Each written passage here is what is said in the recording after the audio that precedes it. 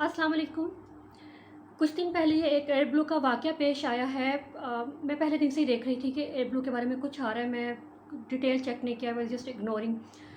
परसों फिर जब इतना सारा एयर ब्लू के आ रही हैं और मैंने जब डिटेल चेक की है और आई वाज़ शॉक्ड कि वाक़ई हमारे मुल्क में हुआ है ऐसा। जो वो कपल है ना, उसके बारे में तो मैं सिर्फ़ इतना कहूँगी कि उनमें और जानवरों में 19-20 का भी फ़र्क नहीं है। वो बिल्कुल देखने में इंसान होंगे लेकिन वो बिल्कुल जानवर ही हैं।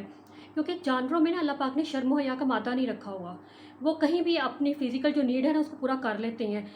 और इनकी ज़हनियत कैसी है, इनका शर्म का लेवल कितना गिरा हुआ है, कितने कैसी जानवराना सिफ़्त है इनकी, वो उन्होंने अपने एक्ट से चंगी तरह बता दी, अच्छी तरह उन्हें बता दी, भाई हम ये हैं। उनको तो छोड़ें, लानत भेजें, गोला मारें उन्हें। अब वहाँ उन्हें रोकने वाला कोई नहीं था। जो प्लेन का स्टाफ था, वो सोया हुआ था, मरा हुआ था, या वो इतने हेल्पलेस थे कि वो आके इन 2 बंदों को रोक नहीं सकते थे। सुनने में आया है कि जी पाकिस्तान में ऐसा कोई कानून नहीं है कि आप सरेआम ऐसी कोई गलत हरकत, बेहयाई आप नहीं फैला सकते हैं। पाकिस्तान में इस बारे में कोई कानून नहीं है। पाकिस्तान में ऐसा कोई कानून नहीं है। जिसने ये कानून लिखा है ना, उस बेचारे ने, उसके फरिश्तों ने भी नहीं सोचा होगा कि कभी ऐसा होगा। किसी बारे में भी उन्होंने वो ज़रूर कानून बना देता। फिर अगर ऐसा हो गया है, चलो कानून नहीं है, किसने वहाँ पे कानून की किताबें खोल के देखना है कि कानून है या नहीं है। एक चीज़ गलत हो रही है, उसको रोको मरो तो सही। आप लोगों की एयरलाइन है, आप लोगों की कोई ज़िम्मेदारी नहीं है। ठीक है, आप लोगों की ये ड्यूटी का हिस्सा है कि आपके जो कस्टमर्स हैं, जो पैसेंजर्स हैं, उनके साथ आपने वो जितनी मर्ज़ी बदतमीज़ी करें, आपने एक अच्छे तरीके से, एक अच्छे अखलाक से उनके साथ पेश आना है। उन्हें आपने सख्ती नहीं करनी है।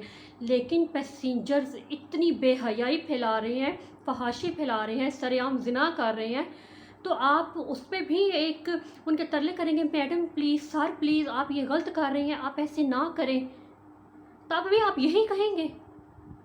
आप देखिए तो सही वो कर क्या रहे हैं। क्या आप लोग इतने हेल्पलेस थे कि आप उन्हें रोक नहीं सके?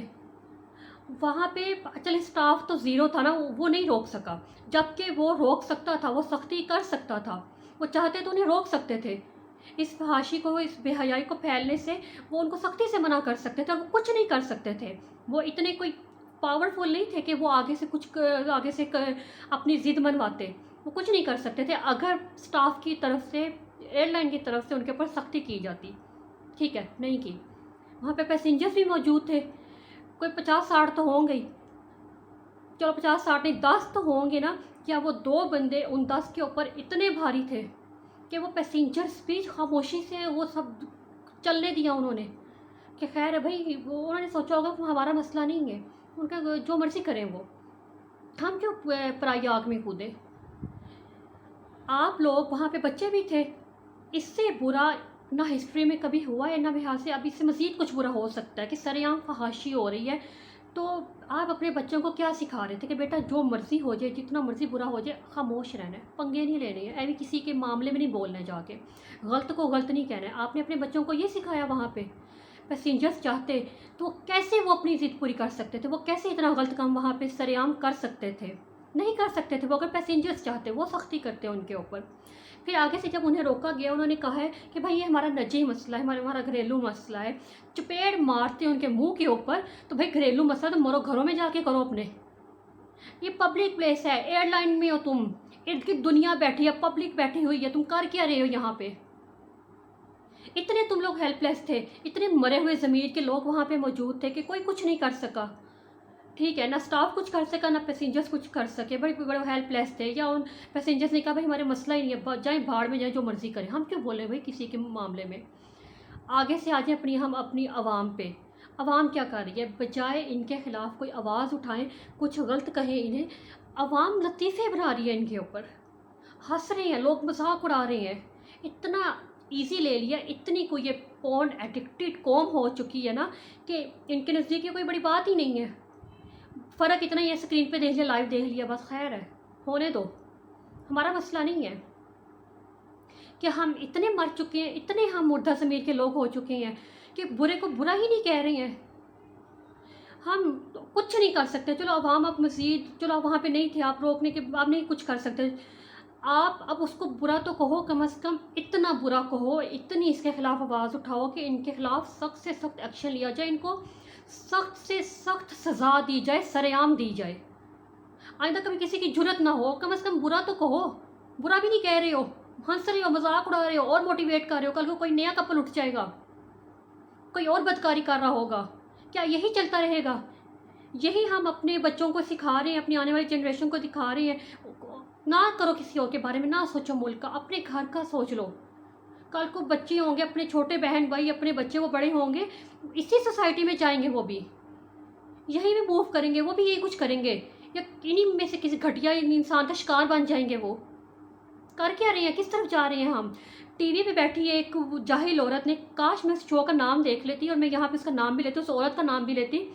वो मोहतरमा कह रही है इसमें क्या है, अगर कि उसके खिलाफ तो कभी किसी ने आवाज़ नहीं उठाई। अगर कोई खसम अपनी बीवी के चपेड़ मार देता है सरेआम, तब तो कोई नहीं बोलता, कह देते हैं इनका घरेलू मसला है। और जाहिल औरत, मैंने अपनी आधी से ज़्यादा ज़िंदगी में कभी किसी शोहर को सरेआम आज तक थप्पड़ मारते नहीं देखा, पब्लिक में कभी नहीं देखा। चलो होगा, तुमने देख लिया होगा, मारा होगा, वो कहाँ थप्पड़, कहाँ वो वायलेशन, और कहाँ पे ये फहाशी, बदकारी, बेहयाई। तुम कहाँ से इन दोनों चीज़ों को रिलेट कर रही हो? मुझे तो ये समझ नहीं आती है, पढ़े लिखे अच्छे बाशऊर लोग यहाँ पे पढ़ लिख के डिग्रियाँ हाथ में लेके नौकरियों के लिए धक्के खा रहे हैं, सड़कों पे जलील हो रहे हैं और रेड़ियाँ लगा रहे हैं, क्या क्या मजदूरियाँ कर रही हैं। और तुम जैसे जाहिल लोग जो है ना, सेनेट में बैठे, पार्लियामेंट में बैठे और चैनल्स पे बैठ के मज़ीद इस बेहयाई और बदकारियों को फ़रोग दे रही हैं।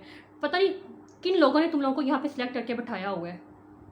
मरो कहीं, जाओ, जान छोड़ो, हमें आने दो यहाँ पे, देखते हैं मुल्क कैसे चलाते हैं, देखना कैसे सीधा करते हैं इन लोगों को। बुरे का बुरा तो कह लें जा उठ के। आखिर में मैं सिर्फ इतना कहूँगी कि अब अगर इस बेहयाई को, इस फहाशी को हमने ना रोका और इसको इसी तरह हम इग्नोर करते रहे, हमने कहा खैर है भाई, हमारा मसला तो नहीं ना, हम क्या कर सकते हैं, या हम सोचते हैं भाई हम क्या कर सकते हैं, खैर है, हम हेल्पलेस हैं। हम हेल्पलेस नहीं हैं। अगर हम ये सोच के खामोश हो जाएंगे, पहले ये इसी किस्म का केस हुआ था मोटरवे के ऊपर, मोटरवे के ऊपर हुआ है, कोई एक्शन नहीं लिया। अब वो हुआ है एयरलाइन में, प्लेन पे हुआ है, कल को वो आपकी गली मोहल्लों में हो रहा होगा, आपके दरवाजे के आगे हो रहा होगा, तो क्या करेंगे? यही करेंगे, इग्नोर, होने तो जो हो रहा है। आप सल्लल्लाहु अलैहि वसल्लम ने फरमाया था कुर्बे क़यामत ज़िना इतना आम हो जाएगा, इतना आम हो जाएगा कि सड़कों पे हो रहा होगा। और हम लोग, जो लोग होंगे, वो कहेंगे, बजाय उन्हें रोकने के, उन्हें मना करने के, कि भाई थोड़ा रास्ता दे, साइड पे हो जाए, सिर्फ ये इतना आम हो जाएगा। तो क्या ये वो वक्त नहीं है? सोचें, गलत को गलत कहें, कम से कम उसके खिलाफ आवाज़ तो उठाएं ना। और कुछ नहीं कर सकते हैं, कानून साजी नहीं कर सकते, कुछ भी नहीं कर सकते हैं, बुरे को बुरा तो कह सकते हैं ना। अपनी सोसाइटी के दुश्मन खुद ना बने और ना लोगों को इतना बुरा करने दें अपने आने वाली नस्ल के साथ। सोचें इस बारे में। अल्लाह हाफिज़।